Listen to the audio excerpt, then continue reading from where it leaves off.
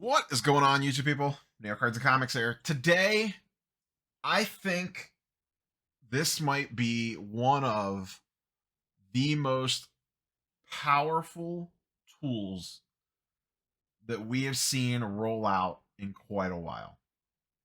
I don't want to get too hyperbolic, but I do legitimately think where this could end up going. I have to see like exactly fully what it looks like, but I've seen some sneak peeks behind the scenes and under the hood. Um, I really do think this is going to really help educate people, make this data extremely easy to see, navigate, and understand because this stuff's out there. You could, this is all public information, but it's just not packaged well to be able to see it. You got to do a lot of legwork for it. What the hell am I talking about? Gem rates, universal pop report. Friend of the channel, friend of mine. I always enjoy talking to Ryan every time I run into him and in the DMs quite frequently. This is something he has been building to or towards for a while now, and that is a full universal pop report.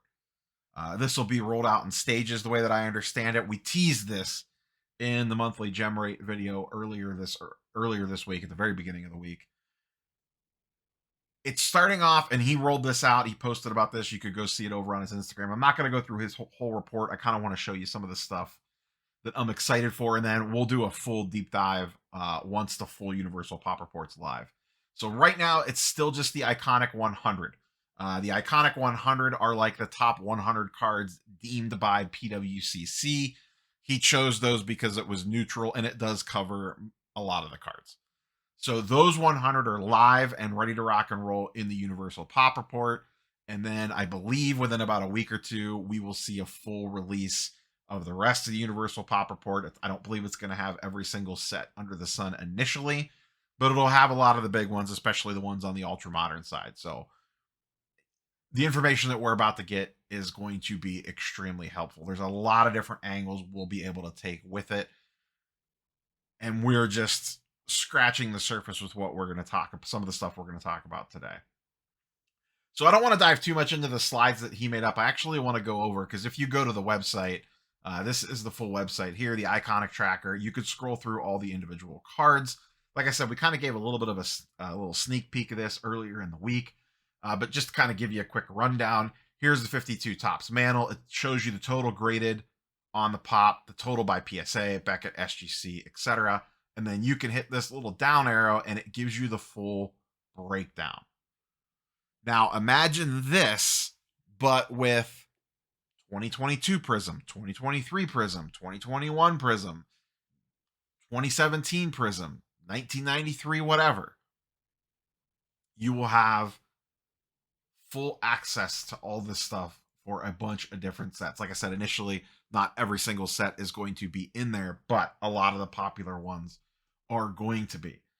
Some of this, and this is the stuff that, one, it's a content creator's dream. You can make so much content with this thing. It is absolutely ridiculous. But here's a perfect example. This is the 89 Upper Deck Ken Griffey Jr. Iconic card, much talked about. I think it's the most graded card. It was for a long time. I believe it still is the most graded card, period. 160,000 of these things. You can see this right here on the pop report across PSA, Beckett, SGC, and CGC. You can come over here. The numbers in bold are the most common grades on the pop for each company. So in PSA, the most common grade is an 8. In Beckett is an 8.5. In SGC, it is an 8. CGC, it is an 8.5. And the aggregate is an 8. It shows you the percentage higher of cards graded. This, I have a feeling, will be super helpful for vintage people to be able to just simply see exactly how much is out there on the other companies, because we all forget, justifiably so, and we focus in on the PSA pop report and we forget about all the other pop reports out there. I remember, I'll give a real world example of this. When I was negotiating, I have a Hugh Jackman Wolverine auto. When I was negotiating for that, The person that I bought it off of was like, oh, this is only like a pop 15. This card's pretty rare. And a quick eBay search and a Terapeak search at the time showed that that card didn't sell very frequently, period, full stop. So I was like, oh, this card must be ridiculously rare. On a whim, because the card came out in the early 2000s, I was like, you know what? Let me check the Beckett Pop Report just for the hell of it. And there was like 70 or 80 on the Beckett Pop Report. So all of a sudden, it painted the card in a whole different picture. It went from being extremely rare to pretty rare. And that gave you an advantage in negotiations. So that's just a real world example. Now, I didn't have the Universal Pop Report, but that was just me thinking like, wait, this card came out in the early 2000s. I wonder if there's a lot on the Beckett Pop Report because that's where most of these cards would have gone back then. Here's the other fun thing. This is a card that you hear is pop control. PSA pop controls the 89 Griffey. They don't want more on the Pop Report. They're protecting it, blah, blah, blah, blah, blah, blah, blah. Maybe that's true, but what this actually shows is the gem rate percentage for every company. PSA, gems, 89 Griffies at a 4% rate. Beckett at a 7.5% rate. SGC actually grades it the toughest at a 1.9% rate. Who's pop controlling now? The guys in tuxes. Just kidding. I don't think, I honestly think pop control is slightly overblown in a lot of cases. But I mean, now we can actually see the data. Is one company drastically out of whack with everybody else? CGC's there at 0.4%, but they've only graded 1,500 of these things. So we don't really have a good data set on them yet, but you do on the other three. There's 40,000 cards at Beckett and 13,000 cards at SGC. And it's not an easy card to gem, but I mean, PSA is in line with the other two for the most part. They're right in between the other two. They're right in the middle. And generally speaking, Beckett stuff, it is easier to gem with Beckett because they have the min grade, the min 9, and you could still get a 9.5 and pull the gem mint. So it's not surprising to see Beckett the highest on that. That is just like one little thing that you could just kind of look at on here that you'll have at your fingertips to just be able to pull this up. If you wanted to do this research manually, you absolutely could. Once again, this is all public information pulled from the population reports. You could sit down and do all this. But to just have it at the tip of your fingers like this is super exciting. Let's look at something a little more vintage, shall we? Here is the 1958. This one hits close to home because I have a couple of these. 1958 Jim Brown. Topps rookie. Iconic card, iconic football card. Here we see 0 gems on the population report across the board. This is where, and I'm not like big vintage guy, but I find this is information that I like to see when I buy like Silver Age comic books. This is some of the stuff that I like to look for. What is the most common in the population? So we see PSA, the most common grade is a 4. Beckett is a 5. SGC is actually a 3. The most common grade overall is a 4. It's dominated by PSA. That's not surprising. So that 3 to 4 range is the most heavily graded in regards to the pop report on this. I know personally, like when I buy a comic book, an older Silver Age comic, maybe something more expensive, I like to see where the top of the pop is and then try to stay north of that. I don't typically like to go below that. Now, obviously, some stuff gets super expensive. You can't help it. But that's like my starting point.